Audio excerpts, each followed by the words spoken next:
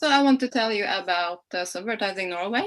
We're a not-for-profit collective of people who are dedicated to questioning who has the power and authority to communicate and create meaning in public space. And we do that through acts of creative subversion and art-based activism. So advertisements are everywhere, both in the digital and physical environment.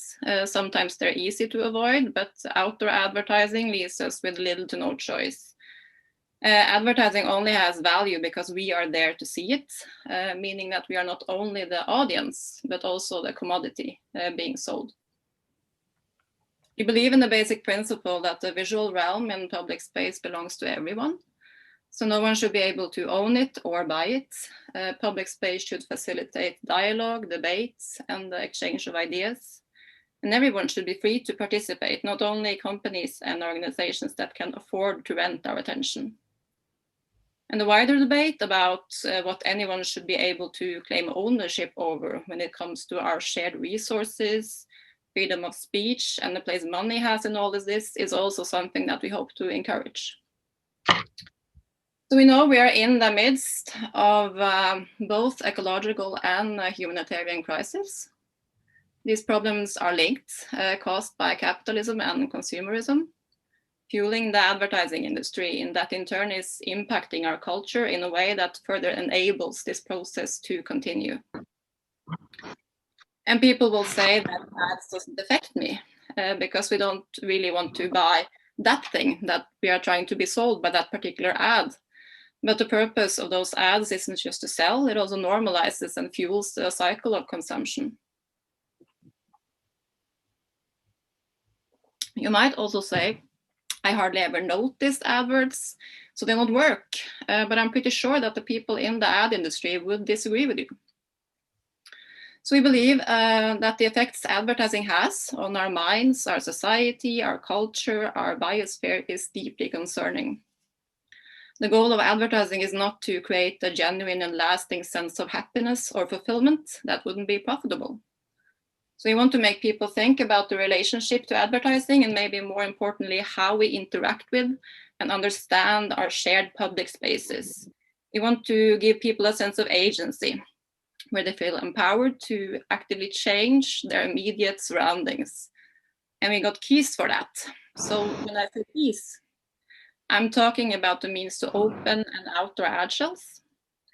And there are a few different ones. We here in Oslo normally use an 8mm square mail key.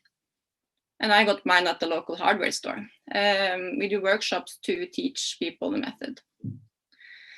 The three most common ways to subvert is to remove, modify, or replace. And removing is the quickest, cheapest, and easiest. You can roll up the ad and leave it inside the ad shell. And then you just rearrange the part, leaving everything intact. Or you can hold on to it and create a new piece to put up later. And modifying ads, also known as culture jamming, is one of the oldest forms of ad busting. Modifying ads can be done by either painting directly on the billboard or pasting over the top, as in this example. It's simple but effective. Replacing ads is perhaps the most common form of ad busting today. Ad posters are pulled out and replaced with other work, and that way everyone gets an opportunity to work with the scale and visibility of advertising. We create our own posters, or we work with artists and other activists to get their ideas out there. And the aim can be to spread a message or simply to decorate. And this is my first ad bust.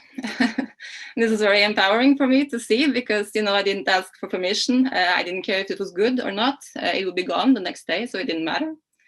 But changing the face of the street reminded me that this is my city and my community and my responsibility. And I can do something about it.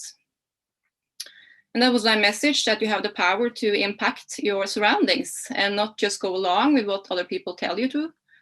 And through subvertising, we hope to create a glitch in reality, reminding you that things can be different.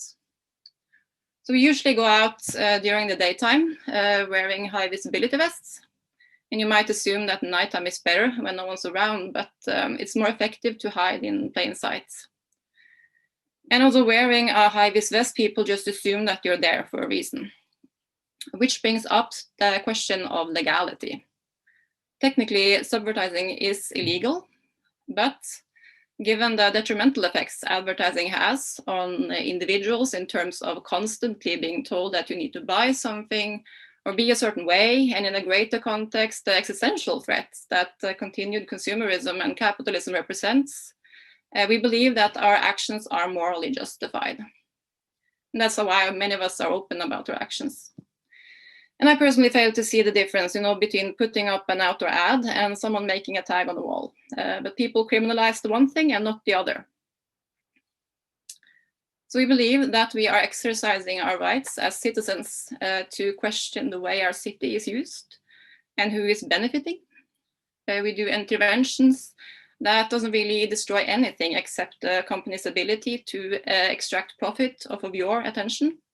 And it's not like you're getting paid for it, on the contrary.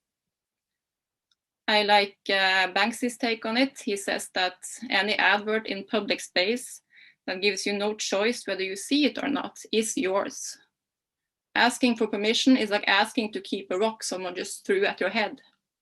And I agree, and I want us to stop pretending that throwing rocks is a kindness. It makes no sense to me.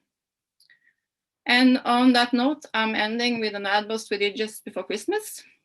I wanted to offer an alternative that day to people who are maybe stressed out about getting the right gifts and how to do a perfect Christmas during a pandemic.